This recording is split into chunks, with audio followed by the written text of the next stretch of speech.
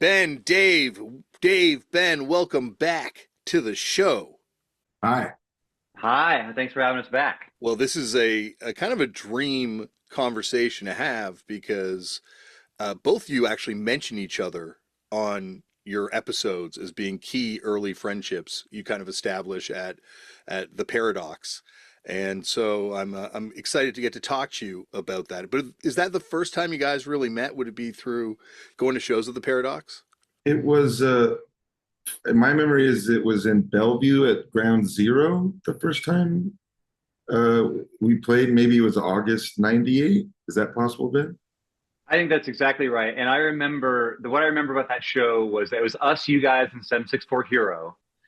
And I was working this job in Bellingham. I was working a job that I had to be at like at 6 a.m. That was when my shift started. So we did that thing, that annoying thing that bands do sometimes, where we go to one of the other bands and ask to play first so we can leave, right? So I went to Dave. So I was the one because I was the one who had to go to work. I went to Dave, who I'd never met before, and been like, "Hey man, what's your guys' Pay to the Lion? Listen, man, do you guys mind playing it if we play first? Because like I gotta leave and go to this thing." I remember the look on Dave's face was just like, fuck, are you serious, man? Like this guy, and like, but you were like, really, you're like, sure, whatever. And then I left to go because I'd be at work in the morning. And then Chris Walla, our guitar player, was like, you guys fucked up because that band Pay the Line was amazing. And like, I think he bought your guys' record at that point and brought it back. Yeah. And we've been friends ever since, even though I pulled that move in our very first meeting. Yeah, I think it was intimidating more than anything for me because you guys like boogied from the beginning, and we were definitely. I think we were a two-piece that night without a bass player, and so it was like a much more somber thing. And so when we watched you guys play, I was like, yeah, because it was the thing too. We had just through some friends had just heard of this band Death Cab for Cutie. Like, when we heard that we had this booking, and our friends that lived in a house that we lived in, they were like, "Oh my God, have you heard this band?" And I was just, my band starting to take off for the first time, and then like these other guys, and then I watched you guys play, and I was like, "Damn, these guys are real." And then I got your record, and yeah, and then I think in September we played at the Velvet Elvis together. Maybe like it happened pretty. Yeah. Yeah, we ended up doing a lot of. I feel like it felt like we were doing a show with you guys like every other month. It felt like Yeah, at that time. Yeah. yeah. I think though you guys might have met before that because there's a certain Coolidge show that opened for Earth Crisis, right, Dave? Is that? I mean, in somebody's house, I think we did open for Earth Crisis. That might have been. I don't recall being aware of anything before August. Because there's it's listed on your band's discography for Coolidge's discography. I mean that you guys played with Earth Crisis, and I think you brought up last time. And Ben, as you and I have discussed, there was an infamous yogurt bombing at an Earth Crisis show that you were present at, and I was wondering if it was by chance the same Earth Crisis Washington area show. Well, no, I have to correct the record. I was not at the show, but I know the way the story was told to me was that an old friend of mine named Dan Modiak, a high school friend, who was a vegan and a straight edge kid, had brought some like slices of Velveeta cheese and thrown it at Earth Crisis. That's the way I had heard it, and that the show was stopped, and he was brought forward and like scolded for this act. And I've never gotten down to the bottom of whether or not this actually happened or not. It's like one of those things like before everything was being filmed on people's phones and stuff. Like you don't really know. But what I remember about Dan from our time in high school together was that he is exactly the kind of guy who would have done this, right? The kid who was like a believer in the movement, but wanted to still kind of like, kind of like bring some kind of sardonic irreverence to like the seriousness of something like that. I'm actually curious, Dave, what that show was like for you guys opening for Earth Crisis. It was in a house or like an apartment, and as you're talking about it, I vaguely have a memory of there being some kind of drama at the Earth Crisis part, but what stuck out for me is like I'm a relatively new drummer. I haven't been playing in bands, period. Like I played in church a lot.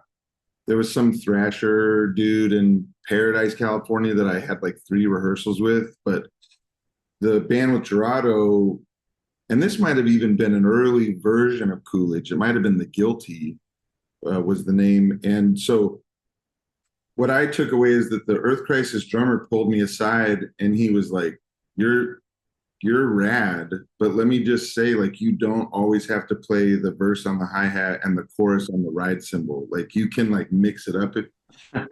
Because I was like so serious, like playing what I thought, like, you know, I was not being very creative about the drum parts that I was writing. And it was amazing that that guy did that. And so I didn't feel like chastised or anything. I just wanted information about like more about how to make art, I guess is what it was. And this guy pulled me aside and was just like, you're doing great, but like, you're going to kill everybody if you keep on going to that ride every single, because it was also a Sabian B8 Pro ride. I don't know if that means anything to anybody, but they sound rough. I mean, it's like ding, ding, ding, ding, ding. And the guys, and I think they might have actually suggested to the drummer to pull me aside. But then I got to watch him drum and, you know, just blown away. Every time you see somebody who's real doing it, it's like, okay, I see some things. You know. Protesting at Earth Crisis shows was like a very common thing back then. I think because they had that pro-life leaning song on the first 7-inch, which they did apologize for on the second pressing of that 7-inch, to be noted. But they, like, there were like tons of shows where there's that famous one that I think it even got written about in Alternative Press magazine, where the lead singer of Ink and Dagger yogurt bombed them with yogurt from the back of the room, and vegan as well, or like people showing up and throwing various things at them, disrupting their shows. It seems like that would not be a very pleasant band to tour in. Yeah, that seems rough. Yeah, I mean, I guess, it's a little bit of like live by the sword, die by the sword kind of situation, right? I mean, I feel maybe I'm remembering this wrong too because my brain is Swiss cheese, but I feel like I got into a little bit of a weird Twitter spat with Earth Crisis in like the early days of Twitter. Like I don't know what it was about. I really can't remember what it was about. I made some joke about Earth Crisis, and then Earth Crisis responded. It was a classic like context collapse situation where like, oh, I didn't realize these guys would actually hear what I said. And I don't think it was nothing like, I wasn't like fuck Earth Crisis or something like that. It was just some joke I made and whatever. But I think that's kind of one of the elements that comes with being a band that has such a, whether or not they're intensely serious people, they come across as being intensely serious about the causes they believe in, right? And that's to be admired, to be that earnest and that kind of principled. But it also means that you are really opening yourself up to people fucking with you, and how you respond to being fucked with is will kind of be a part of your story, if that makes sense. It's make or break. I mean, you are being confrontational if you're having a stand that way. That's a part of your public facing, and sometimes especially in like punk and hardcore, there's a scolding kind of aspect that can be a part of it. And then at that point, you're being confrontational and you're asking for heckling and these things in a way that can be so exciting. Like Fugazi, I think was a fun band to watch because they just would be like, get out of here or fuck you, or like, I saw you eating ice cream, or just make fun of whoever it was. I felt like they handled hecklers pretty well. There's like a pre-internet Ian MacKaye conspiracy theory that they brought that kid that would fuck up the Fugazi show as a plant, and he was part of the payroll, and that's why Ian would always have the $5 in the denomination of the country he That's was in. showbiz, man. That's awesome. Oh my god, that's amazing. That's amazing. What an amazing theory. Oh, it'd be so great if that were true.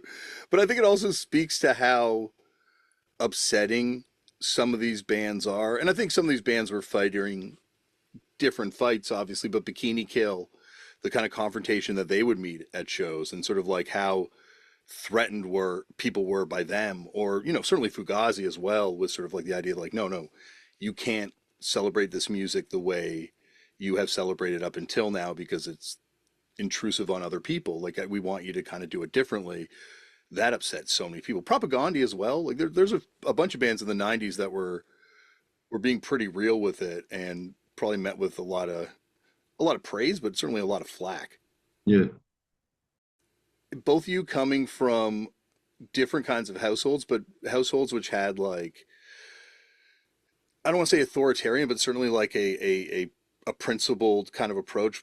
Ben being military and Dave, you're being more religious. Because like talking to Nick, when Nick was on the podcast from Death Cab, he was saying how you and him, Ben, when he thinks about it, there was a connection that came out of being sort of like military brats, or the children of parents in the military, and kind of like, yourself, Dave, too, coming from a religious background or a religious household, I should say, where there is that sort of like, there's rules and just sort of your reactions to it. I was just wondering if that, you thought that brought you together, or how that affected the relationship. I don't know. I mean, I one of the things I really admired, I still to this day obviously admire about Dave, but Pedro the Lion, from our perspective, when they put out It's Hard to Find a Friend, they were just gone on tour. You guys were touring all the time, and we really admired collectively in Death Cab how Dave and Pedro the Lion were just like, we put out a record and we're going to work. We're going to go out. We're going to tour. This is how we're going to. And I don't know. I'm sure you guys weren't making much money at that point, but you were basically making it your job, and that was really inspiring to us because I think that the hardest thing to do as a band is really to kind of just get that push out of the nest of like, okay, we're going to make a real go at this. We're going to suffer. We're going to not sleep. We're not going to eat properly. We're going to play to nobody. We're going to crash on, cat shit, fucking floors, whatever. Like, and, I think that, if to your question, Damian, I think probably one of the things we both bonded over was, I think that maybe these kind of very structured upbringings that Dave and I had, were beneficial to us kind of starting out and eating shit the way that bands have to eat shit when they first kind of start off. I mean, being in a town or a scene or whatever you want to call it with bands who are your peers, and you kind of, we just were lucky. Our first record came out at the same time. And so I got to watch, we obviously had like our approach, which, was that it was like none of this is going to come for free. Like we have to work hard. And I saw the same thing with Death Cab in various ways. And like whenever we would put out another record, just sort of that combination of like, damn, like when I put on We Have the Facts the first time, and there's that switcheroo where the hi-fi comes in after the first chorus on title track. Yeah. I remember being so like crestfallen in a way. It's that combination of like so much admiration, and like as a music fan, you're just like, this rips. But then it was my friends having this killer idea, and it just we're just like, fuck. Like I gotta keep, like, it was inspiring to dig deeper, not to like be like them, but to be like me more, the way that I saw them do it. And like, yeah, just like work ethic. You just see how your friends operate, and like hearing about the way that you guys would do, like one person always slept in the van, like on those early tours to like keep things safe.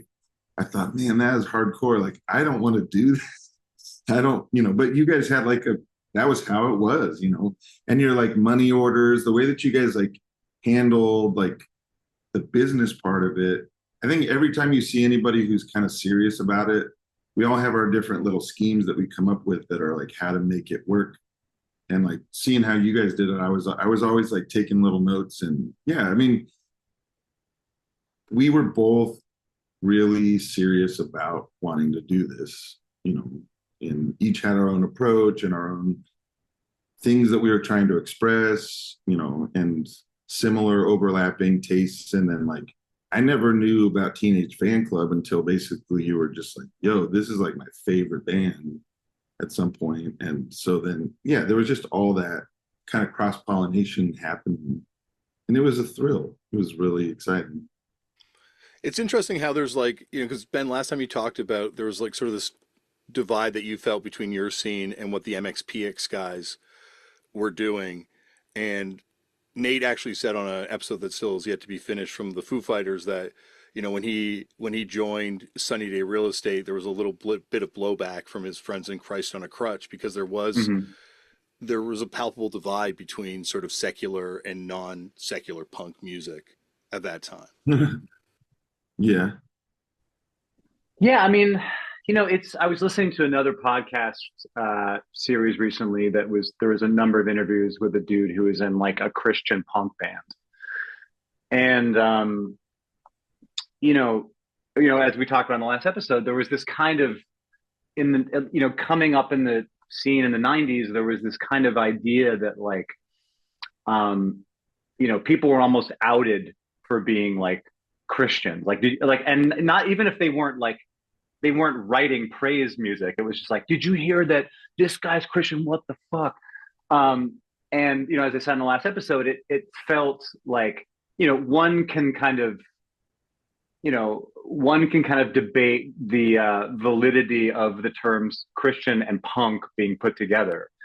But we've seen the combinations of other things that probably shouldn't be punk either, like the idea of like Krishna core, like what I mean, like what that's like such an odd combination of like this spiritual movement and like a punk ethos, and like well if and like and I kind of came to this conclusion like really you could any kind of any things you want to combine as long as you're kind of maintaining this ethos of independence, and you have a like a liberation kind of like philosophy behind what you're doing. I it's still a little goofy to me, but like I've become a lot more tolerant of the concept from the time when I was younger. I feel like the line that I see things along are kind of propaganda versus art, which is obviously not a hard line. There's a lot of bleed. And within punk, I think within the so-called punk sort of movements and genre, that there is a lot of bands who are making propaganda more than they're making what I would say is art. Maybe that's a horrible like framing, but for me, the first release that Pedro the Lion made was called the Whole EP. Coincidentally, was on Tooth and Nail Records, and from my vantage point, it was propaganda. Like I was taking like the Christian story because I thought that was my task as like a Christian person who was making music. I grew up that it was like about the message and less about the music, or less about personal expression and more about putting the theology that you grew up with, or like the sort of story of salvation, into a context that people could consume musically. And so the whole EP was that. It was framed differently. It's sort of what would it be? A sheep in wolf's clothing, maybe. um, but it was basically like the gospel story in 5 songs. And then I got done with that, and I just kind of like, fuck, do I have to keep doing this for the rest of my songwriting career? Like, I don't want to. This is kind of dumb. And so I worked really hard to get the freedom personally to just make things that I wanted to make, that were reflections of what was going on with me, and not catering to, not saying anything I was supposed to say, or not saying anything that was directly in line with whatever movement or whatever I was a part of. And so for me, I mean, I was a person who grew up Christian. I kind of cut my teeth in the Christian, playing Christian shows with other Christian bands. And I desperately wanted to just be out of that cloister. I didn't know if I would be accepted or not, but I didn't want to participate in that, scene of mostly propaganda music. that wasn't what I liked to listen to. It wasn't interesting to me. And so for me, you know, the lasting sense of punk is this thing that you're talking, that you said just now, Ben, like liberation and independence. And for me, it is self-expression that is beyond, you know, propaganda, which is sort of just like retelling things that everybody already knows. And, you know, I couldn't stop talking about Fugazi last time I was on your podcast. It was a verbal tick for like 90 minutes. But you know, they're an interesting case because they do, like, if you look at the stances that they take and that find their ways into the music, I think they find creative ways of presenting it that helped me understand and did come from a place of self-expression. But there is that fine line there, I think, between propaganda and art. And within punk, it's, you know, I think the real sense of punk is, you know, to make self-expressive music that holds to these kind of ideals of just, you know, not just independent like music, which I don't even think it matters like where you put your records at, is that you are an independent thinker who makes what you want to make. Well, I think last time, Dave, you were on the show, you actually first kind of planted the seed in my head of punk being sort of like secular religious music. Totally. And Fugazi's kind of making propaganda music for this cult that we're all in. Like they're singing things and things that I love, and I'm glad they were singing about these things, but you know, be it body politics, be it Reclamation. yeah, or merchandising politics, or like just sort of like what they're singing about are ultimately values that are beholden to this church called punk rock. Like and Suggestion is a great example to me from 13 songs. I didn't really understand. I mean, it took me two more decades to, and continuing to understand how misogyny works and how objectification of not just women, but all of our bodies and sexuality. But like it opened my eyes in a profound way. And so it's, yeah, I'm not saying that all propaganda is bad either, but there is like, that is how I tend to see, you know, things. And especially when I'm making, because I have issue driven moments, you know, in my tunes, and I try to be like, yeah, it's an interesting question. And it does strike me. It was that way for me. I needed that when I came out of Christianity, you know, or not even out of Christianity, as I was just getting out of that music and out of that music scene, something that had some meaning beyond just like what pop music might be presenting. It really satiated me. Also kind of radicalized me, you know. I grew up a conservative kid, or a kid in conservative environments, and it was Fugazi songs that were like, oh, I'm gonna have to reserve judgment about that for a little while longer. It was really good. yeah, like in the same way religion provides people with a moral code. I got that from punk rock. I think I think we talked about it with all of us together different times, but together last time, Mm. because that's a great thing about punk rock, which is the same thing that religion provided for society in a lot of ways, is giving people sort of the moral code of thou shalt not kill, thou shalt not steal, just good governing principles. And in the same way, punk rock, it's like thou shalt do it thyself, thou shalt be suspicious of corporation. That's like, you know, that we've these tenets too in our religion. I think the only dangers is too strong a word, but I think the thing that I've always tried to kind of maintain perspective on is I think it is dangerous to trade one extreme dogma for another, right? Totally. And you know, I think that as we talked on the show last time, Damian, we were talking about, you know, kind of growing up. And when I was growing up around a lot, I mean, I was straight edge, but I wasn't kind of X's on the hands. You know, I go to some of the shows, but I was kind of, even at a young age, I was kind of alarmed at my friends who kind of were rejecting kind of, not that I cared that they were rejecting traditional religion, but rejecting traditional belief systems and buying completely into this new one with a similar sense of kind of fervency and kind of dogmatic kind of belief, like an unwavering belief in this form of music, these rules that are going to they are going to fix me. And it felt at times, and this is I'm kind of generalizing a bit, but some of the people that I grew up with, I felt as if they were kind of joining this movement, but they were not thinking for themselves.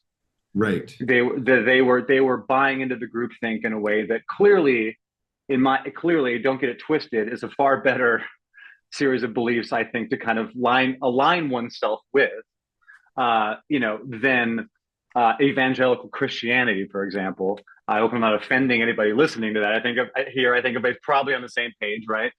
However, when one becomes extremely dogmatic about their worldview, it doesn't leave much room for nuance. It doesn't, and I started to see people being ostracized from some of these scenes for not buying entirely into the movement, or for wearing the wrong shoes because they had a leather, fucking strap. Just the most ridiculous reasons to ostracize somebody or to chastise somebody were being kind of hoisted upon people who were 99% of the way there, and that's not a reason. I'm not insinuating that one should kind of anybody listening. I'm not trying to kind of devalue what these movements have meant in people's lives, because they certainly meant a lot in my life.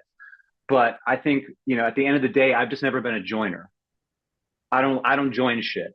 And I think a lot of people need to join things to give themselves a sense of identity and purpose.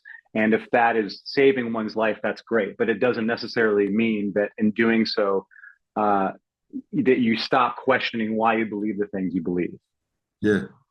And I think Ian would be the first one to try and distance himself from that and the sort of the interpretation of his words in Minor Threat. And it's interesting. Sorry, go on. They were strong lyrics, not a manifesto necessarily. I mean, maybe he said manifesto every now and again, but they were interpretations of that and extreme applications of what he was saying in a way that wasn't. Well, and we were. Yeah, I mean, when we in September, I mean, this is, just because we're talking about it. In September, we got to go to the Dischord house, and Ian took us around. And it was, I mean, I said to Nick when we left the Dischord house, I was like, I'm glad that 47-year-old Ben got to do this and not 27-year-old or 17-year-old Ben, because he would have lost his fucking mind. But to your point, Dave, one of the things he was showing us, I'm sure, the archives, just the sheer amount of ephemera and history that is held within that house and that he has been curating over the years is absolutely astounding. But he was showing us letters that were written to Minor Threat in the early 80s, where kids were already debating him about straight edge, right? I mean, and he still has these letters. This is over 40 years later. He's got these letters, and I can't imagine it gave me more respect than I even already had for him, for the poise he's been able to maintain around the subject, going all the way back to when he was only a couple years older than the people who were writing him these letters, right?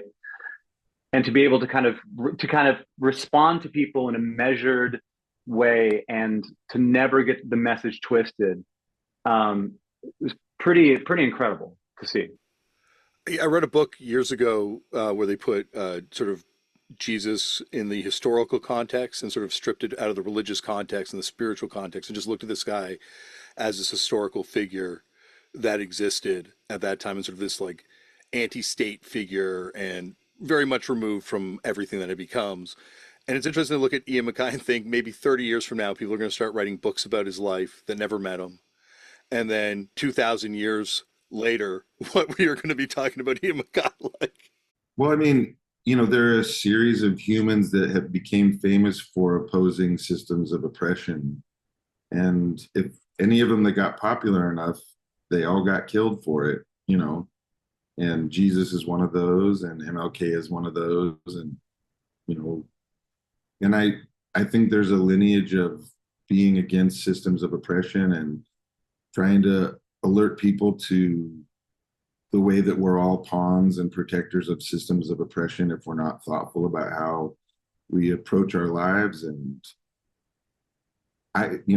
growing up with Jesus in my head the way that I did, and what appealed to me about him and that story, it really is like, I'm not particularly into messianic figures or whatever. That seems pretty dangerous.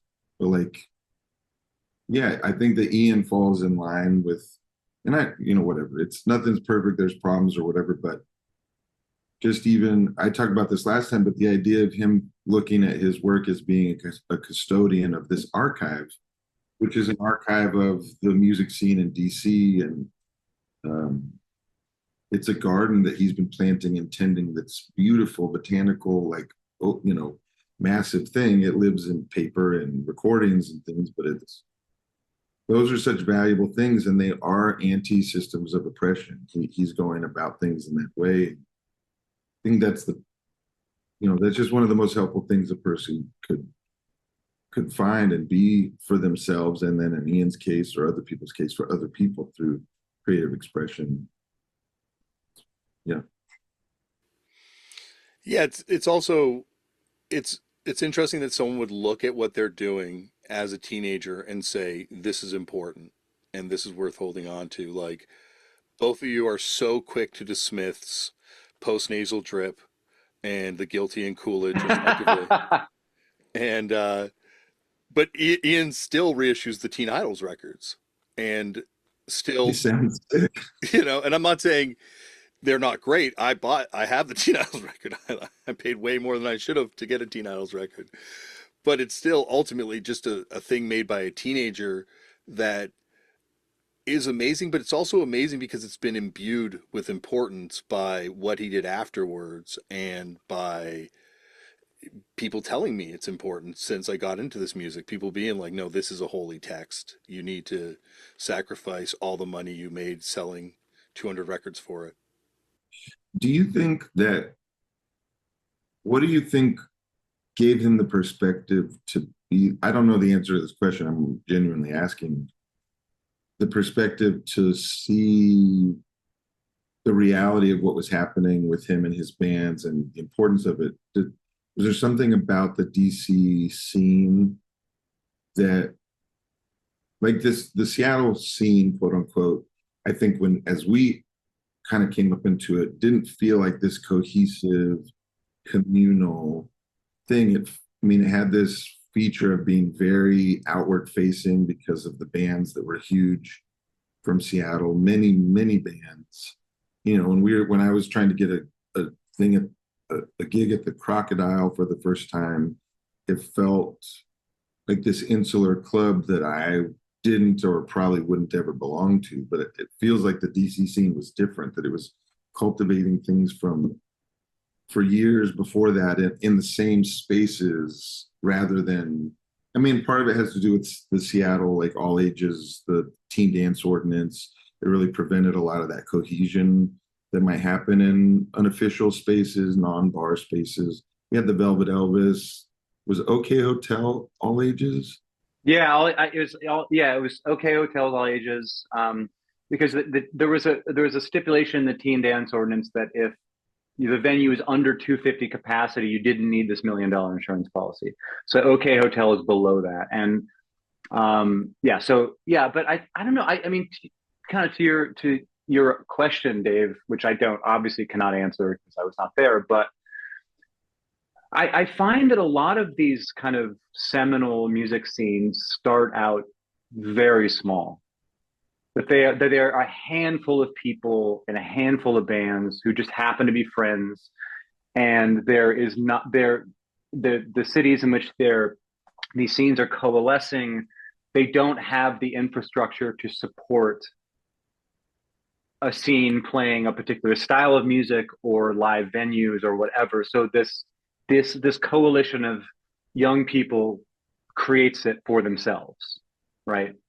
And that's the when I just, as a fan of the history of this DC scene, it appears to be or Olympia, or whatever. It seems like this is how these things came together. It's like there was not an infrastructure to support this. So it was necessary to just build it. And by build it, we mean, well, we're going to do a show in my basement, and they're doing a show. Next week is a show in the living room, and we found this coffee shop that let us do shows. And my buddy he's gonna lend us some money to press a record, and we're gonna make them all. We're gonna put them all together ourselves in the living room. Like we're gonna have a party where we put these things together. And I think the mythology just grows and grows and grows from there. But I think oftentimes these scenes, they're very small. They're very insular, not because anybody's being left out, but because it's just like, we're just a bunch of freaks who want to do this weird music. Nobody else really wants to do it. So let's all just kind of come together and make it happen for ourselves. And maybe we'll kind of, pull some scragglers in along the way. I think it's also, and this is probably the reason Ian never wants to come on this show, is there's like another reading of it where DC was an area of a lot of wealth. There was a lot of means. Yasaway used to practice in the vice president's house. There's cameras to record and document this stuff. And at a certain point, if you weren't Dischord and you weren't doing it in their way, it wasn't supported, I don't think. Oh, was it a pretty big umbrella or was there this sense of exclusivity that if we talked to bands who weren't quite in the in group that? Yeah, there's like a generational divide. Like you talk to some of the people in the bands like Battery, that were sort of like the 90s, hardcore bands that were going, that probably had moshing at their shows. Like it's just like a sort of different sensibility, right? And I think it's the difference between people in their 30s versus people in their early 20s and late teens, and kind of like how they view the world. And in this case, particularly punk, where when you're younger, you're like, yeah, let's be fucking crazy. Let's have moshing at the shows. Let's there's just a different energy, right? And I just think, yeah, like and even kids today that are from that scene, there's not like a lot of connection, short of reverence for the stuff that Dischord does, right? Like it's not like Dischord's putting out Turnstile records or stuff like that. Yeah. And I don't fault them for that at all, because at a certain point you surrender the zeitgeist to another generation, and it's not necessarily your role to shepherd it. And Yeah. And it kind of goes badly sometimes when people try and stay passive. And also it's like, it seems like a lot of the ways in which bands either are expected to or choose to promote themselves don't necessarily gel with what we collectively would kind of call like the Dischord ethic, right? I mean, there's just a different, I mean, it's just a very different world today than it was in the early 90s, where, all three of us, I'm sure on the Zoom, would like look at the back of a Dischord record and be like, oh shit, $8 post-paid? Like, let me write down this address and send them $8, and then the CD shows up or the record shows up, right? I mean, like, out of the many, sorry, but a tangent, I'm kind of a little tangential kind of comment here, but like, of the many radical things that Dischord did, to basically be saying fuck you to the record store that you are in, looking at this Dischord record that says, hey, you can get this for cheaper from us. If they're over, if this store is charging you $14 for this, you can get it for $8 from us directly, is a pretty ballsy thing to do, right? And it's a pretty like aggressively, not so much anti-capitalist, but certainly it almost falls outside of like what one would consider like the proper way to deal with that, right? Like a more not the proper way to deal with it, but the more cordial way to kind of let people know that you can pre-order it from us directly. You know what I mean? I've never since have seen a label do that, where they're just saying like, hey, you don't have to pay $14 for this. You can get it for cheaper from us if you just order it, because this is how much this should cost. Well, the UK labels would do pay no more than on the fronts of their records, and they would be like pay no more than $4.99, $3.99. And I think that's what, because I think obviously Ian's a nerd for this music. That was my favorite part about punching him at the Dischord house, is just how deep his taste and knowledge goes for that early punk rock stuff. And yeah, like I'm not detracting from him in any way because, you know, I think Turnstile now has blossomed into a completely different kind of band than a Dischord band. But early on, 10 years ago when they were starting, it wasn't like there was a Turnstile Dischord split release. And not that there should have been, because it's not really Ian's place to kind of be that guy, I think, for DC in the present day. But it's just interesting how there is sort of like, when you talk to people from the scene, how different sort of the interpretations of things go. Like Treepeople, a band I always loved, thought were a great band, till talk to people from your area. I had no idea how important that band was, and kind of went back and rediscovered them. And Yeah. they're like the unspoken great band of the Pacific Northwest, even though I guess they're technically not from the Pacific Northwest. We'll adopt them a bit. They played in Seattle all the time. I mean, I'll never forget hearing Liquid Boy from Something Vicious for Tomorrow when I was like 14 or 15, whatever, on like the radio on the local show on, and just it was as if I'd been this is what I'd been searching for all along, you know, this kind of this combination of like, you know, just kind of just the angular guitar work, but also just the melodic sense that especially Doug Marsh was bringing to that band. I don't know what he ever went on to do, but I must have been pretty great. But yeah, no, I mean, they did a reunion show just earlier this year, and a friend of mine from high school and I went and saw them, and they sounded great. And it was just another reminder of like, you know, they certainly haven't been written out of the Northwest music story, but I think they definitely deserve more attention and more a proper, you know, reevaluation. And maybe that starts with getting those records reissued at some point. Is that there's not been a numero group? That would be a good candidate for that. I don't know how everybody feels about that stuff, but yeah, just some sort of framing where it's like there's a box set of like a super important band from that had influence that, you know, far reaches, outreaches, you know, how known they are. I think K records. It feels like some of those records have been reissued. I know K had reissued Guilt, Regret, and Embarrassment. But to my knowledge, and maybe just because I haven't looked into this, I don't know of a reissue of Something Vicious for Tomorrow, Time Horror, which seems like that's for me. That's the record. That's the record that needs a real proper advance. But maybe if there has been and I'm just not aware of it, or it's one's in the works, because it seems like at this point. Yeah, like a numero group style kind of repress would be wonderful. I mean, I think what they've been doing to kind of bring a lot of what numero has been doing to bring a lot of the 90s kind of post rock and kind of, you know, punk adjacent stuff back into the fray has been pretty exciting.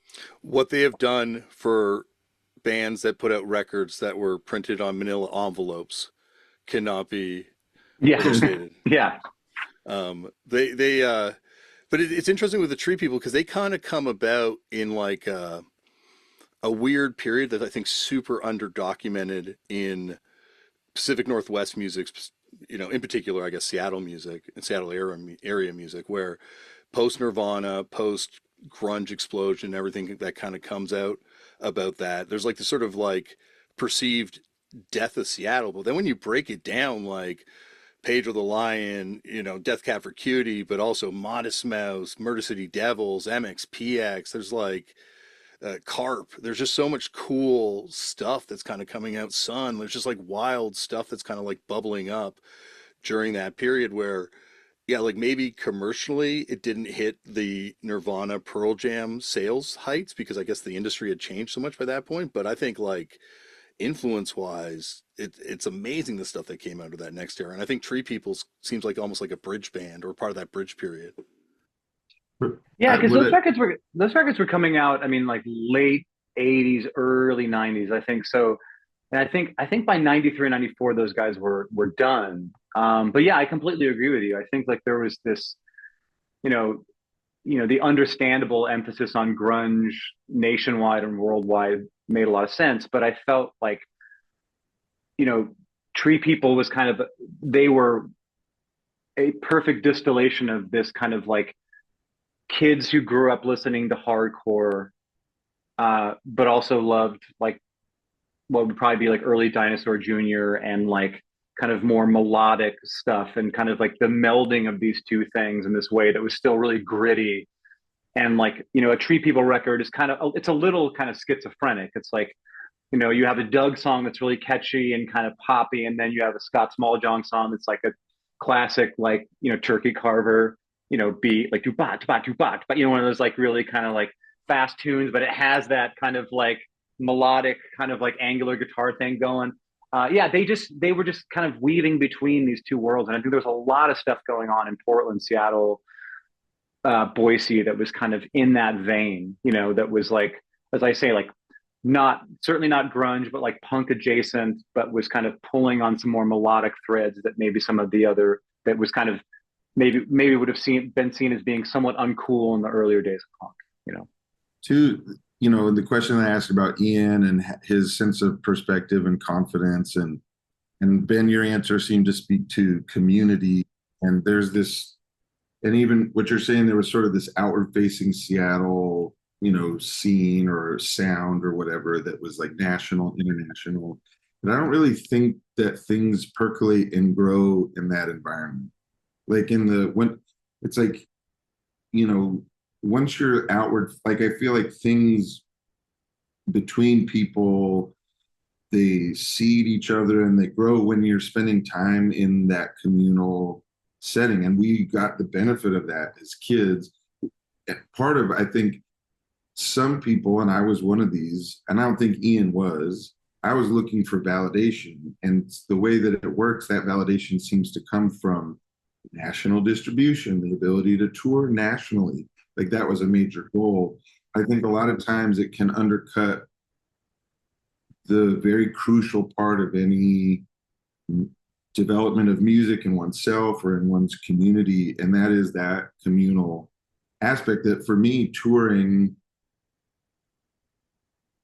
did have the effect of dulling my communal experience at a certain point, because you're out all the time and you're Yeah. not going to all the parties. You missed, you know, when Blonde Redhead came that one time and everybody saw that one show. Or for me, it was Bedhead. When Bedhead came through and played their last shows in Seattle in 1998, I was on my first tour. And I was at those shows. I was at son of those a bitch. Like that's the thing. Like there's something about being home, and touring is obviously crucial, and depending on what you're doing, and it's a major thing. But there is something about where we all found this was with our friends in our towns, and you know, with Dischord, how many of those bands had like a strong national presence? I don't think it was. Maybe you could speak to this, but it doesn't seem like a huge percentage. Shudder to think, right? Like that would be the only one that kind of tried to break out of the system, and Yeah. and it Yeah. didn't work out. And it can seem oppressive in a certain way because people are trying to break out and break out, but really it speaks to the incubator that all this stuff happened in, which was these deep, intense, storied, generational communal interactions that are rarely seen or written about besides the people that are in them. And so like we look at these times that we had within this space, and they're just crucial. And I think that it's tempting now because it's like, you know, you don't want to be like there's a sense that I had that I don't want to be provincial. I don't want to be from a place. Like I want to be accessible to other people, or to not be like a hillbilly, you know, stuck with my sort of limited regional perspective. And now I look back and think like, oh, that sucks. Like that's the most valuable thing you can have, is like your record collection is a regional perspective in a way. Your friends' record collections, what you like to talk about, the bands that play, like all these things are so crucial to our development as people who know ourselves, have this perspective. You know, I have this perspective now, but I wish I had it when I was a kid. But I just wanted validation, you know, in a way that I don't think it made me make music that wasn't true, but it it caused me to spend less time in that communal space and that communal incubator than I might have otherwise if I understood the value of it and not just trying to hurry up and, like Ben was saying, like we were gone. We left. Yeah, I was going to say, Dave, I was going to jump in, Dave, and say that just what you were saying earlier. I mean, I think that I think one of the many reasons that, and I'm just, correct me if I'm wrong, Dave, but I feel like one of the many reasons that Pedro the Lion and Death Cab bonded the way we did in the early days is because, like, unlike a lot of our contemporaries in Seattle, for myriad reasons, we were on the road a lot, and there were a lot of bands that we came up with that were kind of like, drinking at the cha-cha and like hanging out around Capitol Hill, talking about what they were going to do, or when we do this, I'm going to do that, I'm going to do that, and while people were kind of sitting around talking what they were going to do, like we were out doing it. And I'm not saying that to kind of be self-aggrandizing, but just a statement of fact. And so to Dave's point, we weren't there for like, we didn't get written up a lot in like, the stranger or the rocket or whatever, like scene stuff, like, because we weren't hanging out at these places because we were out on the road. Like we missed out. For better or for worse, I think in some ways for better and in some ways for worse. We were less present in the scene on a daily basis because we were on the road. We were doing shows. Cruddy van. We were in a van. Yeah. And like I said, I'm not trying to sell a bootstraps narrative for Death Cab and Pedro the Lion, but the fact was it just like, yeah, it's like we were kind of, I would never say we were ostracized by anybody, but we certainly were not in with the quote unquote cool kids because we just weren't around to hang out with them. Like we just were out, we weren't like bartending at the cool bar or working at the coffee shop, like on Capitol Hill. We were out on fucking tour all the time, And also making records, like there was a sense that I heard from people around, like, once we get this together, we'll make our record, or once we do this, we'll make our record. And my attention deficit disorder, whatever that I've always dealt with, like I couldn't focus on anything but it was just like, I just need to make it now. Like I don't have the resources that I maybe should have. And for me, that was a turn on, especially here. I mean, honestly, that was a huge part of Death Cab too. It wasn't just the songcraft and the part writing and the arrangements, which like really thrilled me, but also they were making their records on an 8-track reel-to-reel, or whatever they had, like, and so there was a DIY aspect to it, which is, I don't have like a religious fervor for. I just have I just want to make stuff, and I was too ADHD to save for $100 skateboard. Like I'm not going to get a $6,000 rig to make my record on. I've got this mic and this mic.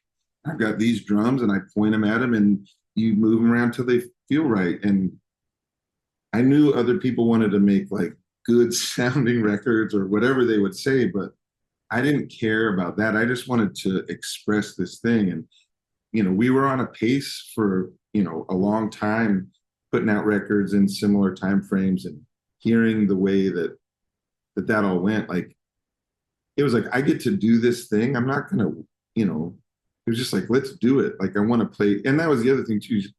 If you're making records and you're touring, you're playing music all the time. And whether I knew it or not, that's an extremely healing thing. And I needed to be playing music. I'm playing drums in Pedro now again. Not again, I never did, but like I played on the record. Sitting there and just like working my emotions out every night, like on a drum set. And you're doing it on this tour still with the Postal Service, but it's therapeutic. It's good for my brain and my body. Oh, it's great. Yeah. Which is so fucked up all the time. Like, it makes things better. And so that's a part of it too. Like hanging out's fun, but like hitting stuff and making loud sounds, like that is good for you, Well, yeah. And I think that I have to jump in and just say that, we were so blessed to have Chris Walla and the band for the first 14 years, where he just brought this ethic of like, yeah, I'm going to borrow some equipment or buy a 8-track and we're going to make our own records. We don't need to go to a studio and this and that. And like recently I heard somebody try to attempt to frame DIY as anti-capitalist. And I was like, no, that's actually entirely incorrect. Like we made our own records so we could make money off of the records when they actually came out. Like we made a record for $200 so that like we didn't have to be in debt to the record company. Like it wasn't exactly a tit for tat. Like we DIY'd it to make money, but the idea was like, we don't have money to go to a studio. Like this isn't a political choice. This is quite literally an economic one. And as soon as we clear the $200 we cost to make this record, hopefully when the record starts selling, we'll make a little bit of money that can help us like pay for our practice space or whatever, you know? Yeah. And then you make the next record at the practice space, and then your practice space is a cool studio. I mean, it's super inspiring. And that's the thing is like, you're not seeing money, you're not seeing means, you're seeing several imaginations put together to try to make the best thing that you can make with what you have. And when that is, we have the facts and we're voting yes, it's like, yeah, what is wrong with this model? Nothing. Like this is how it should feel. That was, I mean, hearing, Airplanes was sick. I loved it. I think I've ripped it off in ways, but like when We Have the Facts came out, I just couldn't believe like so seeing imagination just like crystallized on this, on demand. I can just play it anytime I want. Well, thanks, man. I also want to back up and say, like, I want to be very clear that Death Cab did not make our own records to make money. I want to make very clear about that. But just that, I want to be very clear about that.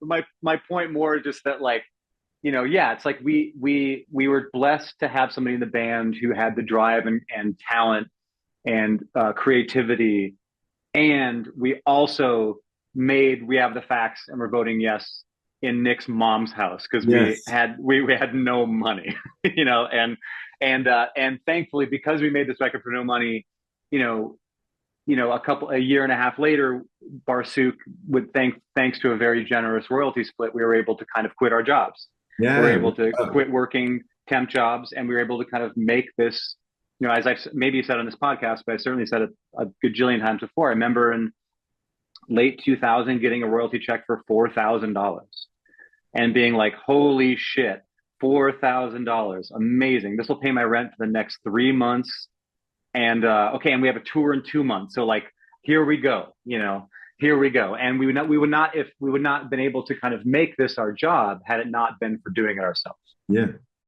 Well, I was blessed to be able to sit down with two such talented, driven people as yourselves. And anytime you guys want to come back on this podcast, together or separate, because there's lots more we could talk about, you are both very much welcome. That's awesome. Thank you for having us. Awesome. Thanks, Damian.